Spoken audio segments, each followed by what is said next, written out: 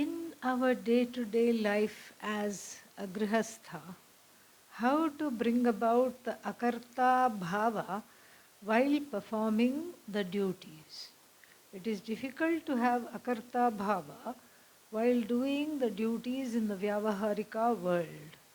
What sadhana should be done for that? That's, you know, that's not hard. It appears difficult. In other words, it is as though difficult. It's not really difficult. That is why there are both at the level of the attitude and at the level of action. In the Shastra, there are many, many ways to gain this akartra bhava. Akarta means I am not the doer. And I understand the difficulty. If you have a small child and the parents say, we are not the doers, and let it go out on the street in the traffic or in some kind of a dangerous situation, that's not going to be. That's not how the akartra bhava is expressed.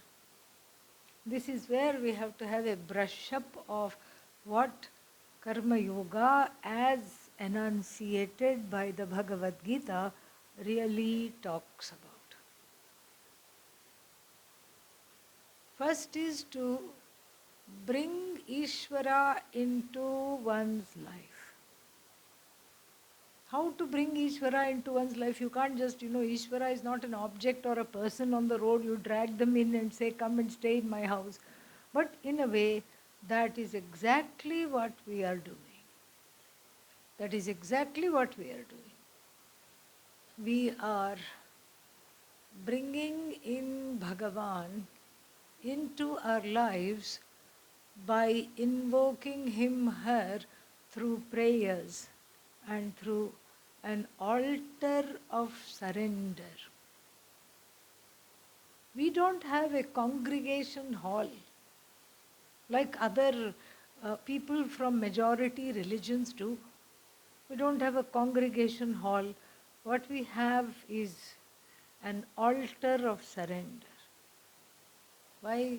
Because it has the power to alter you. That's why it's called altar.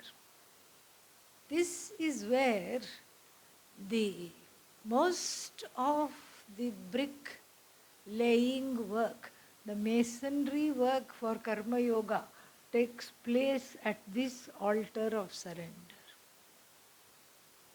where the devotion to Bhagavan is cemented.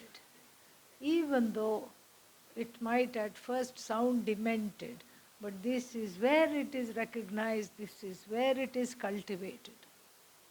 As Pujya Swamiji used to say, one fakes it to make it, but it is not really faking it.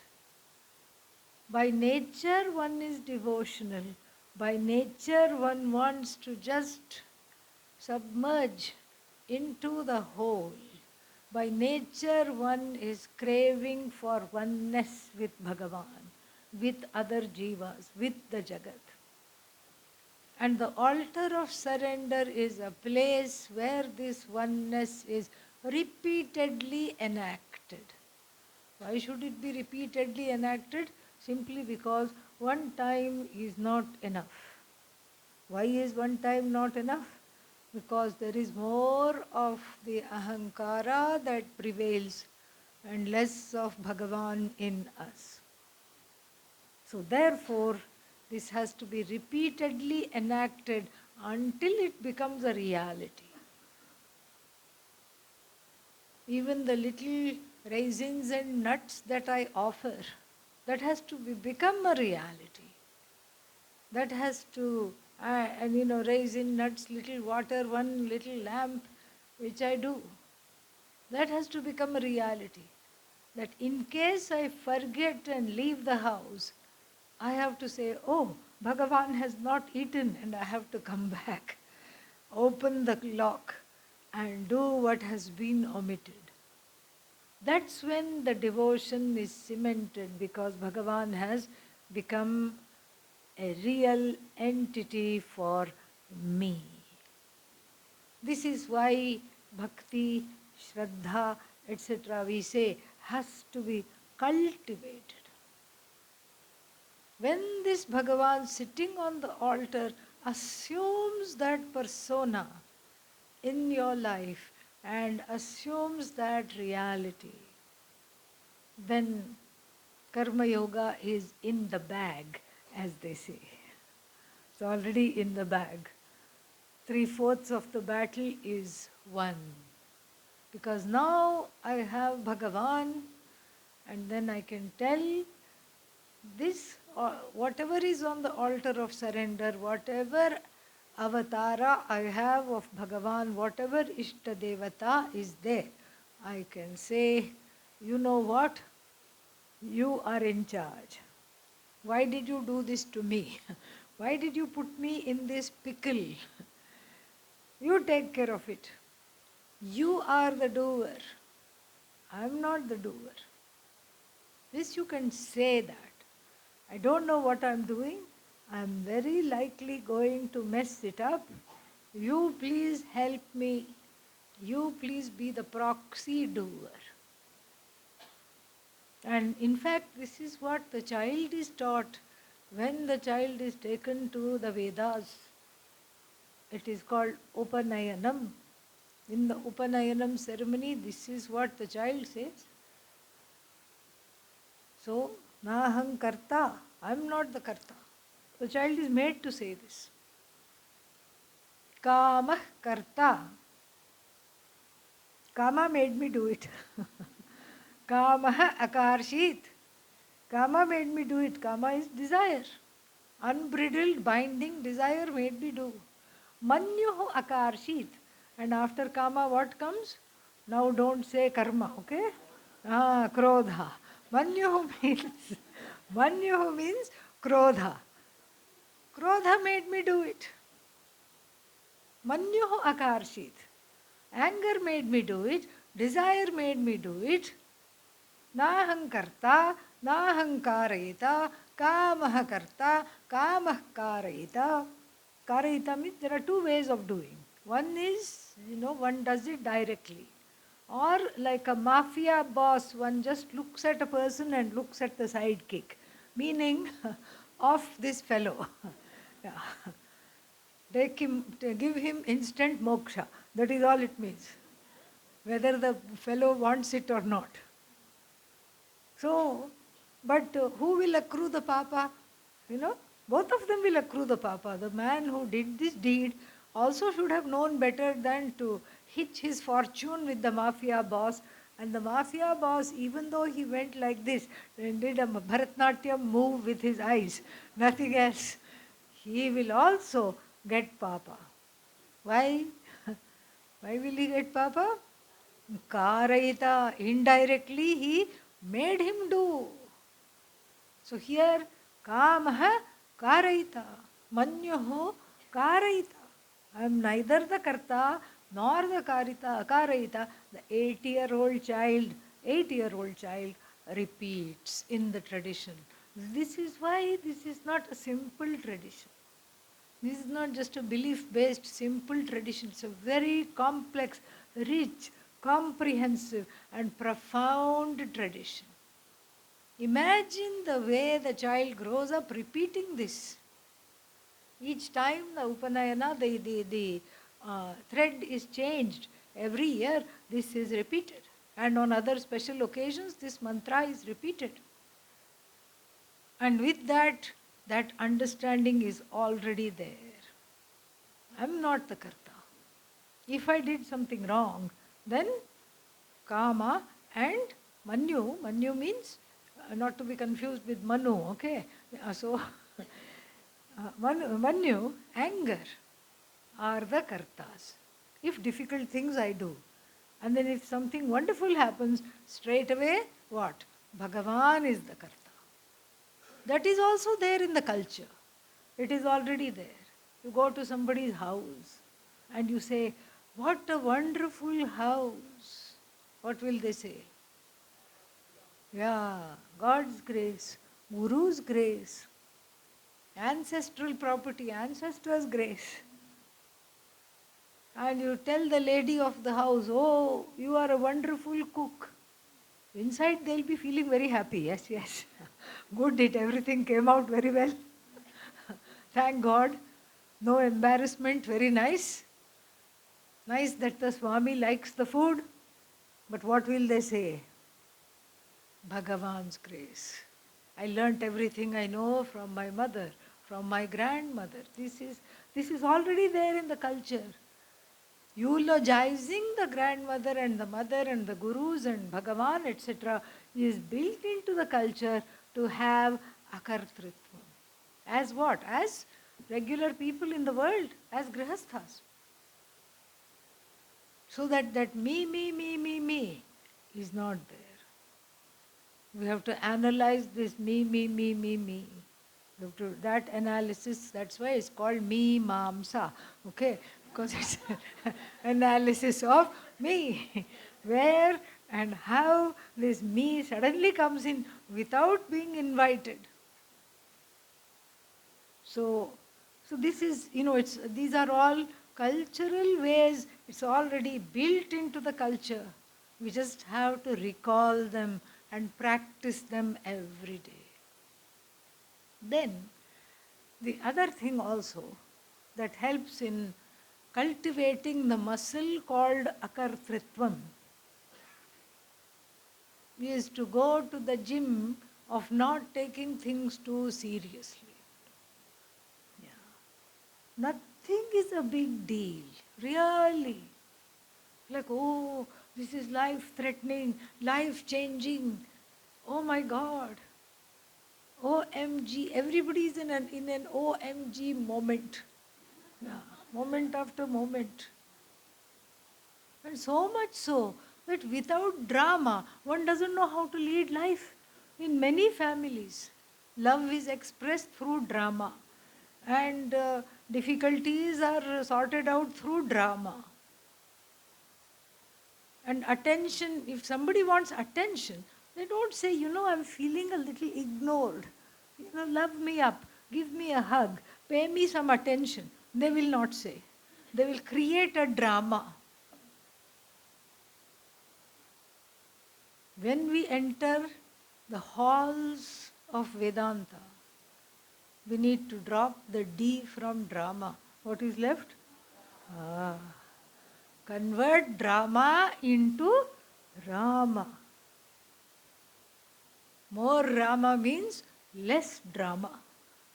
More Rama means less all these agitations. The day must go more or less like this. Yes, there will be some dips, some ups, some downs. Somebody, hot day brings you some nice fruit juice or ice cream. Yes, there will be a little high. It's not that one has to be stoic.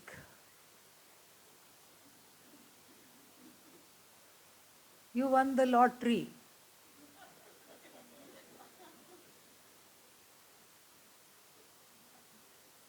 Your wife died. You don't have to be like that. That is not the Jnani Lakshana.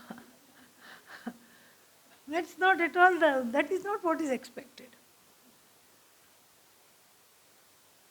The highs and the lows are more curved, undulating, rather than the sharp spikes when the life is commandeered by drama. It's more soft. Yes, there is a little dip, but I recover. I have resilience. I have the backing of the entire Shastra. Yes, I said something I shouldn't have. I did something I shouldn't have. Maybe a small prayashchitta is in order. Maybe I skip a meal. Maybe I do extra japa. And then I'll just let it go. I have to let it go. I have to learn to let things go. When I let go, I grow. And letting go helps us from not getting low. Okay? That is what. Not to take things too seriously. Nothing is like a life and death situation. Even a life and death situation is not that terrible. We know this as Vedantins.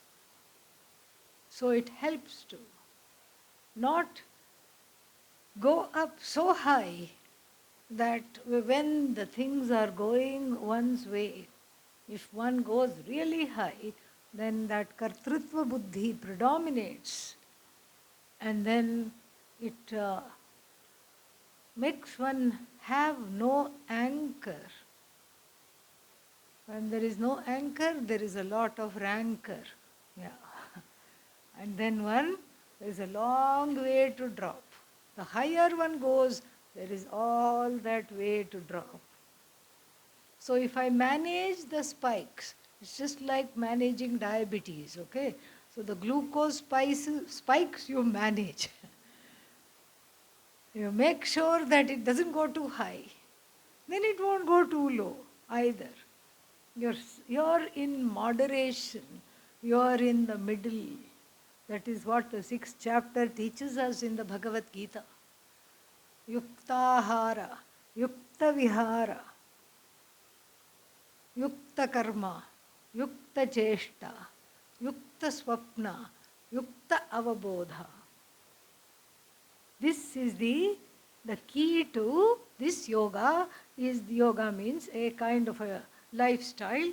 Nishtha is the key to the sorrow, to managing sorrow, letting the sorrow go. Yogo bhavati dukkhaha. Dukkham hanti iti dukkhaha. That which is the sorrow killer. So, eating also moderation. Sleeping moderation. Waking moderation. So when one is in that zone of moderation, and then one is just leading the life mindfully, without really taking things too seriously, the kartritva buddhi drops. Finally, the kartritva buddhi drops in prayer.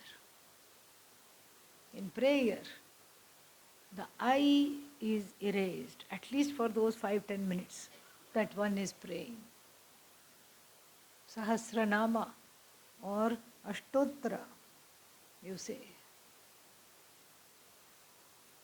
Om Shivaya Namaha. Who is saying? Shiva means auspicious. Who is saying? The one who doesn't particularly feel auspicious. But that's not kartritva buddhi, that is bhoktritva buddhi, that I don't like myself very much.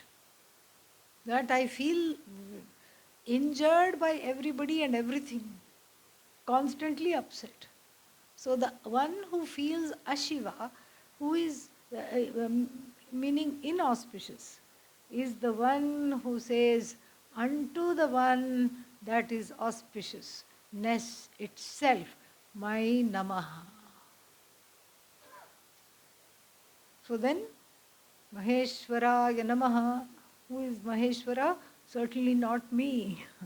I am neither Mahan nor Ishvara, but I am invoking Maheshwara. Like this, all these names, they are not accidental. The names in every Ashtottara, in every Sahasranama belong to 3 categories.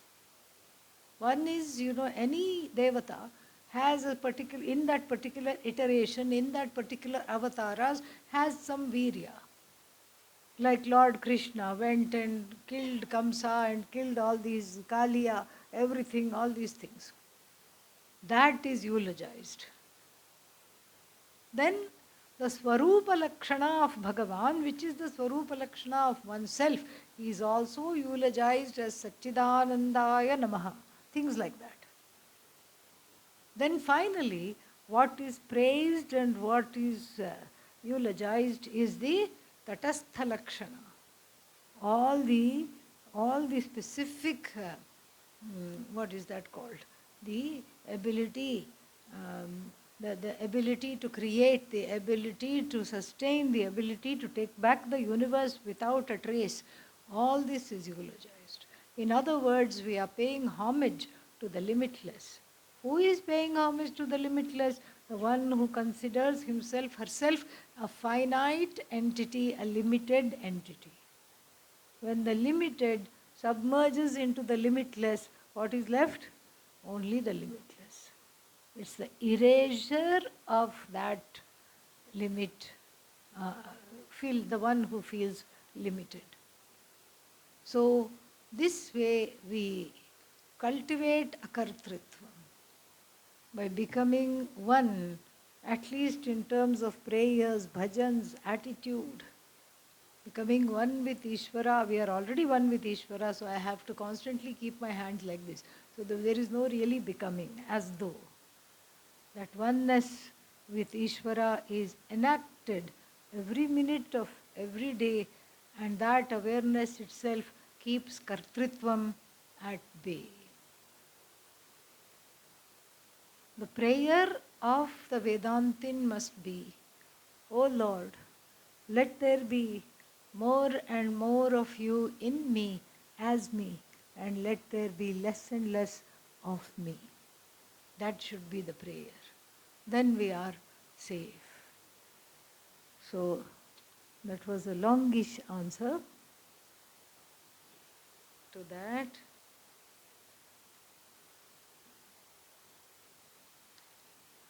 How to do contemplative meditation.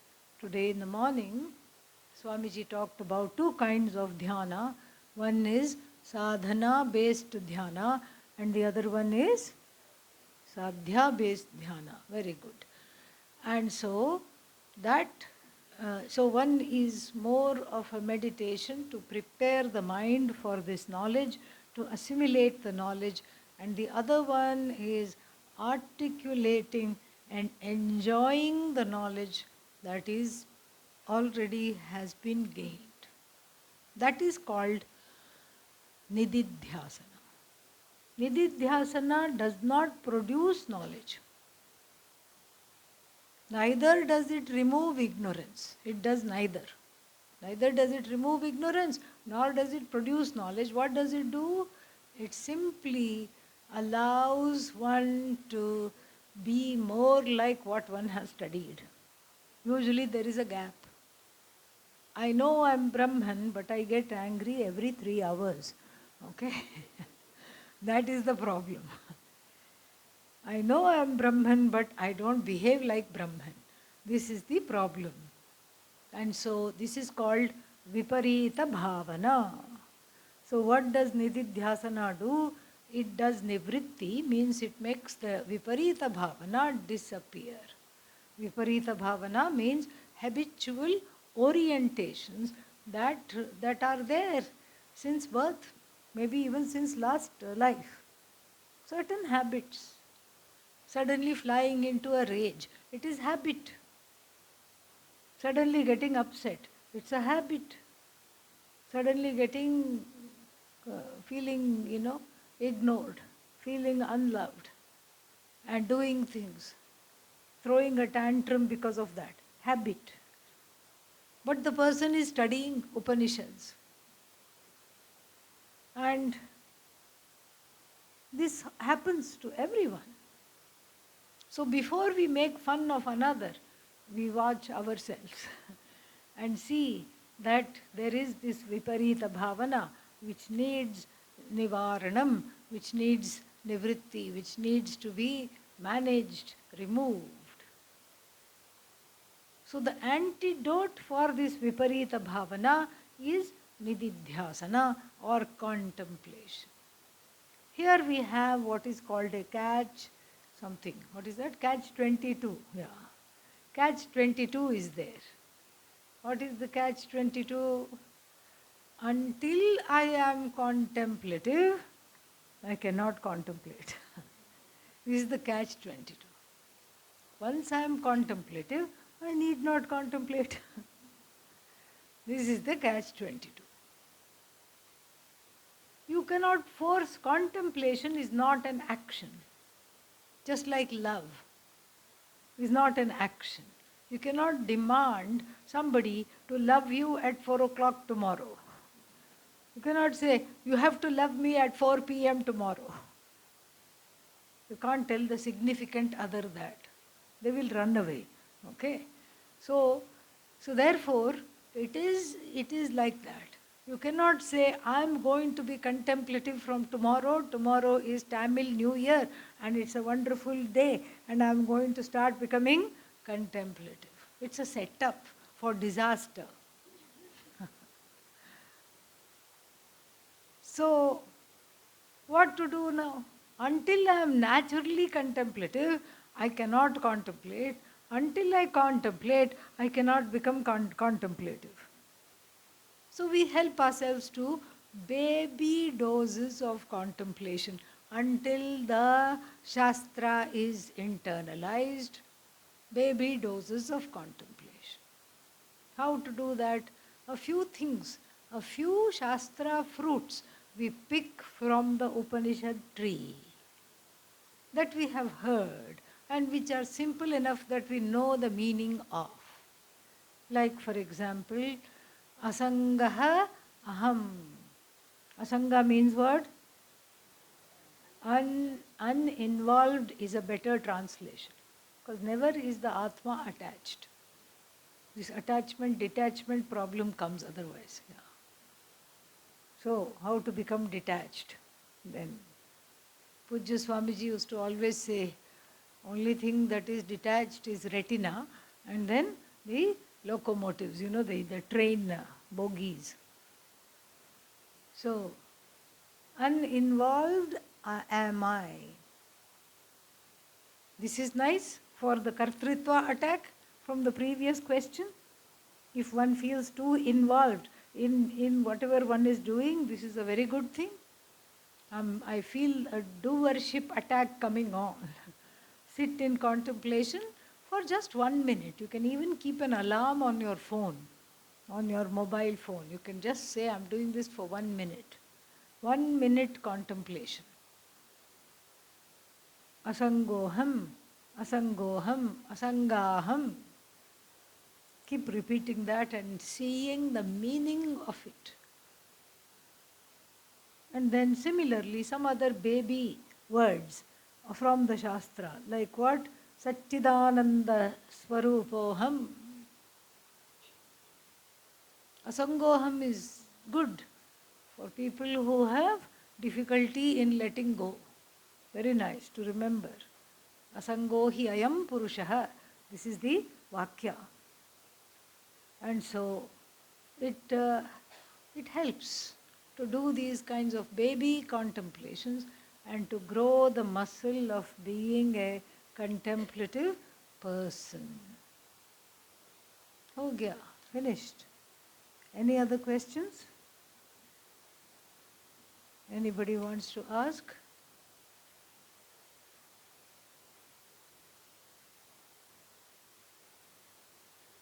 Yes.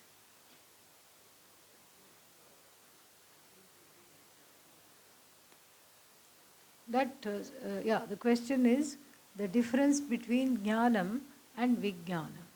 Swamiji explained that, and Jnanam is knowledge. Vijnanam is also knowledge. But sometimes in the Bhagavad Gita and even in the Taittiriya Upanishad Bhashya, we find that they are used together. We find that they are used side by side. Then, when we look to the Shastra as a source of knowledge, it should be anavadya. Anavadya means flawless. Then only we can study, because it's revealed knowledge, we consider it flawless. And one of the doshas, one of the flaws or the fallacies is in the Shastra is called punarukti dosha. The fallacy of redundancy. Redundancy means what? You keep repeating the same thing over and over again. This is permissible in teaching. In teaching it is permitted. Bhrigur vaiva runihi varunam pitaramupasasara. And then he asks for this knowledge. Adhihi bhagavo brahma, etc. And then he says, and then the Upanishad says, then the father, the father says, what? The father tells him, go and contemplate. He goes and contemplates, makes a mistake. Must have been hungry. So went and meditated and said, oh my God, listen to all these kuru kuru kuru noises coming from the stomach. It must be Annam is Brahma. So saying, he comes and says, I know Brahman. It is nothing other than Annam, food. And then he is corrected. Then there is a repetition. Punareva varunam upasasara. Again he approached the father. Again he approached the father. This is not punarukti dosha. This is not a redundancy because it is for the sake of teaching. The repetition is there. Even in the Bhagavad Gita, many themes are repeated because think about us. If even after so many repetitions, look at where we are. And if that much repetition was not there, then the Bhagavad Gita would not even have been internalized, even to the extent that it is. So in teaching, the repetition is allowed, but while making a statement, that is a flaw in the writing. So here, very quickly one can conclude, Jnanam Vijnana Sahitam Pravakshyami Anasuyave. It could be a punarukti dosha, it could be a fallacy of redundancy, but it is not. That is why we heavily bank on the tradition to give us the answer here. Adi Shankara is not making it from his head. He has the force of the Shastra behind him. And so this is what he talks about. He says that Jnanam is, when Jnanam and Vijnanam are put side by side, you take Jnanam to mean knowledge, Vijnanam also is knowledge, but that V means Vishesha. Visheshena Jnanam means a knowledge that is not sitting just in the head, but has percolated, like good South Indian coffee has percolated to the heart. It has percolated and it is there. It is here to stay. Na guruna dukkhena vichalyate. Elsewhere in the Bhagavad Gita says, even if one one finds oneself unshakable, even in the midst of the greatest sorrow, one is unshakable. So that is why Jnanam and Vijnanam. That Jnanam is converted to Vijnanam with Nididhyasanam, with this kind of a thing.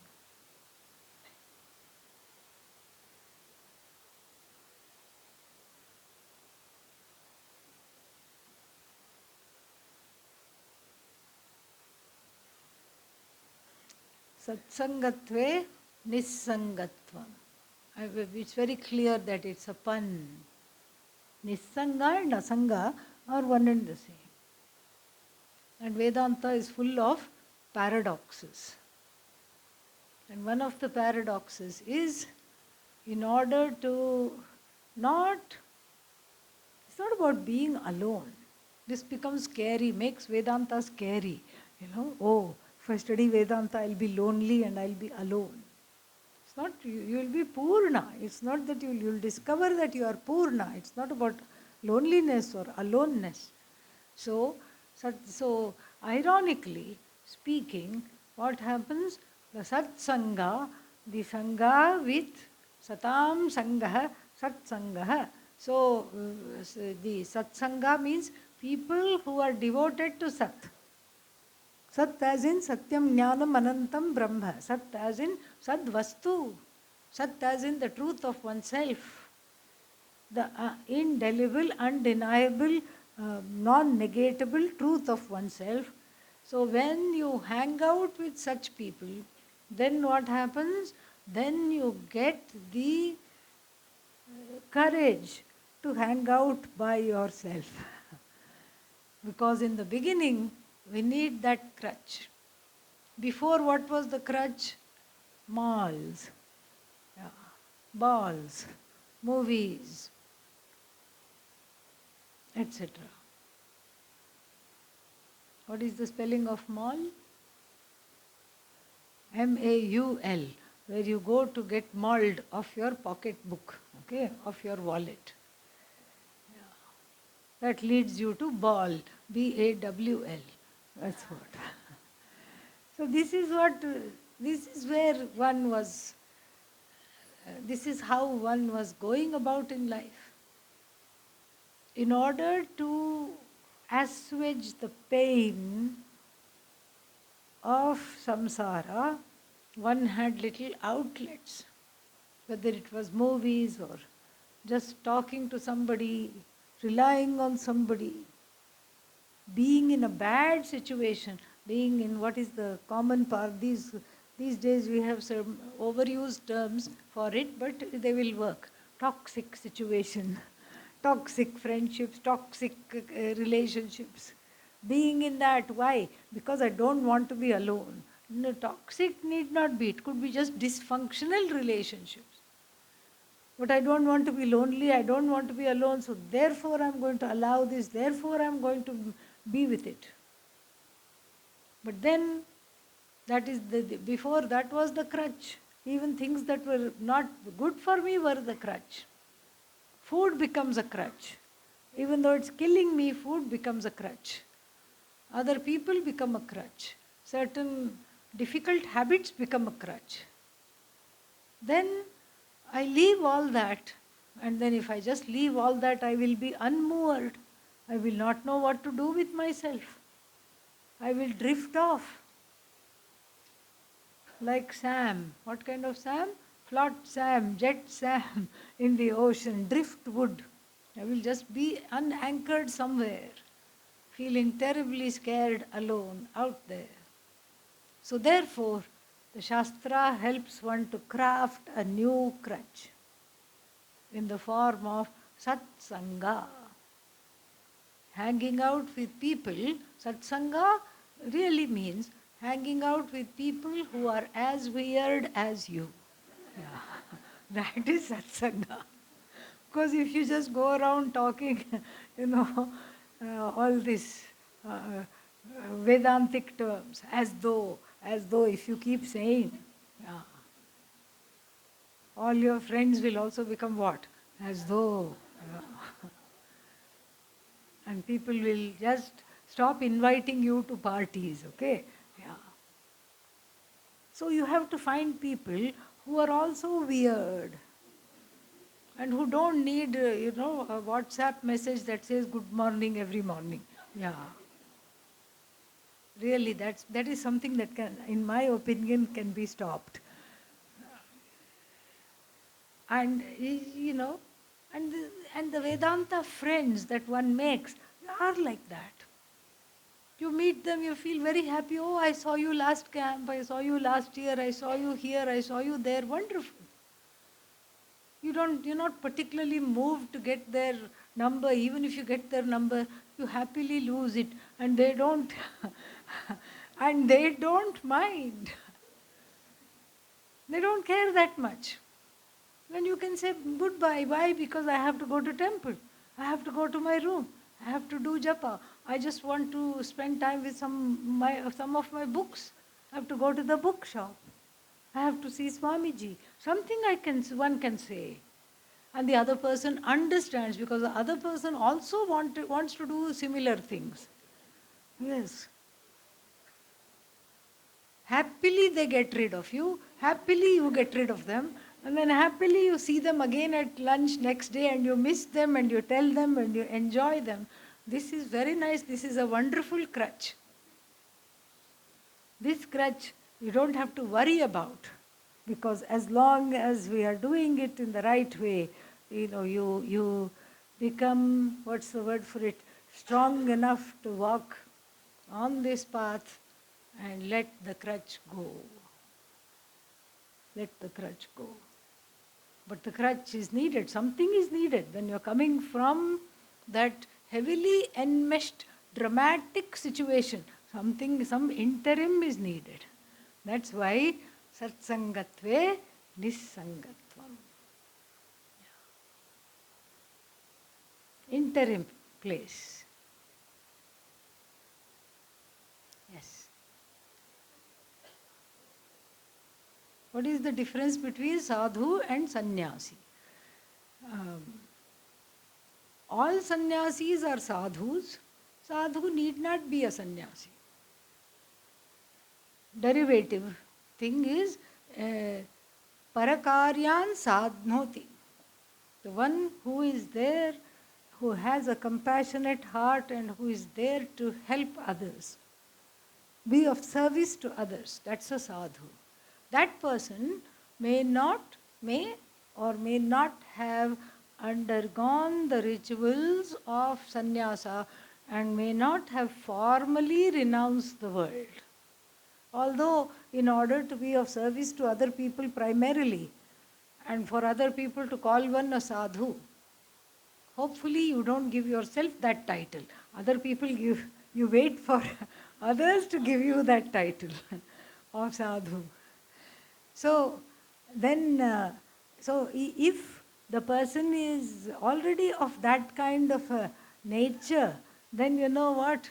Then that person is very much a sannyasi in spirit. Whether they have gone through the rituals of formally renouncing or not, they have had to renounce a lot of things because they are not so concerned about themselves and their lives because they have the space to help others. A sannyasi must be a sadhu really. Because if one is a sannyasi and asadhu, very difficult.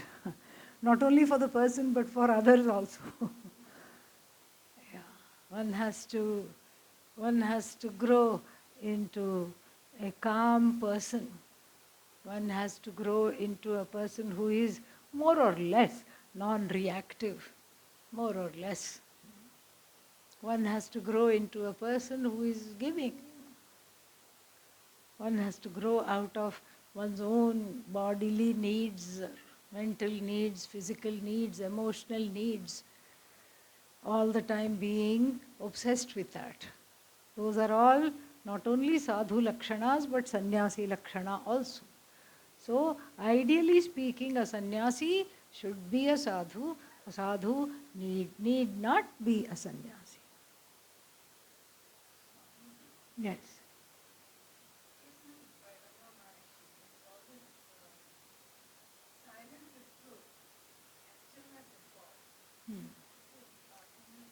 Yeah. Silence is truth and stillness is God. Yeah. That is because one is in movement all the time. One is in motion all the time. And during the day, see how much we talk. How much we talk. And it's just amazing. Yes. Always we have our 2 cents, something to say. Even if it is not warranted at all, we give our opinion. Even when nobody asks, nobody cares, we still talk. There's a lot of blabber. And then when I talk, then the other person talks back naturally. Correct? The other person is not going to keep quiet. So when you talk, then there is a repartee, there is a talk back. When you want to have the last word, then you talk, and the other person talks.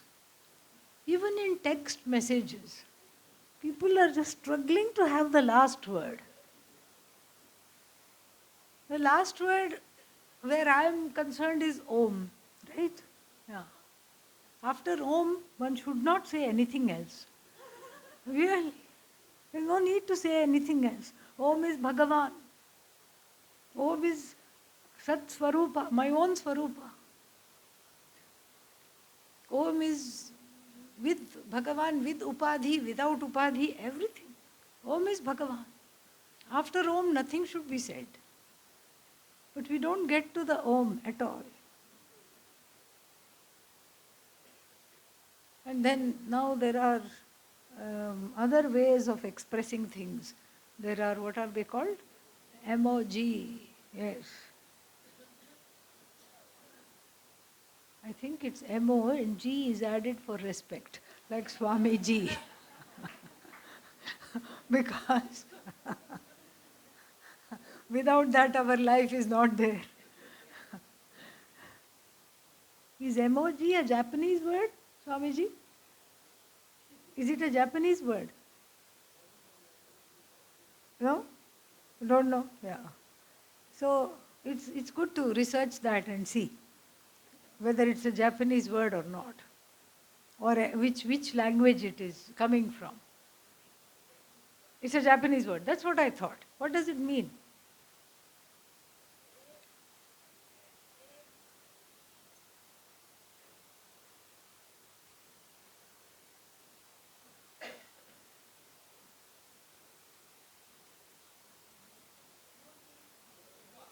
Yeah?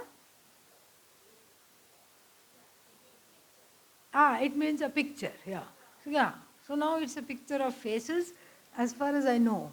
Okay? And picture of hearts of various shapes, colors, sizes, broken heart, bandaged heart. Yeah. People send this, I know this. Yeah. Broken heart, bandaged heart, and then heart with a gift wrap. Maybe. Yeah. And different colored hearts. So many things are there. And then you send one heart, they send another heart, then you send, then you have to outdo this. You send two hearts. There's also the two hearts within a little, doing some little dance, that is there. Then there are animated emojis, and then you get into a different level of finesse and everything. In other words, the conversation keeps going. Yes. That is why Ramana Maharshi said, stop talking. Poor thing, what will he do? Stop talking. If you want to find God, really, in this Tower of Babel, what will you hear other than just, the machinations of a mad mind, yours and other people's around you? That's all you will hear. And just like the Vagendriya, the, the Indriya in the form of speech is always blabbering, blabbering, blabbering. The karmendriyas are also what? They are not keeping quiet. The hand has a mind of its own. I'm going this side, I'm going that side, I'm going to grab. There's a whole section in the Brihadaranyaka Upanishad, 3.8, I think that whole section in the Brihadaranyaka Upanishad is talking about how these karmendriyas and jnanendriyas, how they function. And the Upanishad says all of them are grabbers. They just grab. Graha. They just grab from grah to grab. So we don't know the meaning of stillness. Accidentally, when we sit quietly, then the bubbles of fear, pain, isolation arise. That is also a certain kind of emotional movement, I suppose, and emotional mind chatter or emotional chatter. There also we cannot, there is no stillness, there is no quietude. So that's why meditation. In that quietude, when we are able to be comfortable, when we are at home with that, then one is close to one's nature as akarta, abhokta, which is Bhagavan. Now, having said that, I have to also present a caveat. Because if I think silence is God, then what about all the talk? Talk is what? Not Bhagavan. Speech is not Bhagavan. Then we are having a problem, because then half of the things are not Bhagavan. Then we are again into the bars of the cage that we talked about. So Then what about movement? Tandava is what? Is it stillness or is it movement? Movement. Who is doing it? Not me, not you. It is Nataraja. Bhagavan is doing that. Movement is not opposed to God. Stillness is not, neither silence nor stillness is opposed to God. Neither, this is what we have to see. Neither silence nor talk nor noise is opposed to God. Neither movement nor stillness is opposed to God. It's not opposed to Bhagavan. It's all Bhagavan. But to discover that Bhagavan, some space has to be made. That is why Bhagavan Ramana Maharshi said that, I suppose. Om Sarve Bhavantu Sukhinah, Sarve Santu Niramayaha, Sarve Bhadrani Pashyantu, Ma Kaschid Dukkha Bhag Bhavet, Asato Ma Sadgamaya, Tamaso Ma Jyotirgamaya, Mrityorma Amritangamaya. Om Purnamadah Purnamidam Purnat Purnamudachyate Purnasya Purnamadaya Purnamevavashishyate. Om Shanti Shanti Shanti. Harihi Om Shri Gurubhyo Namaha. Harihi Om.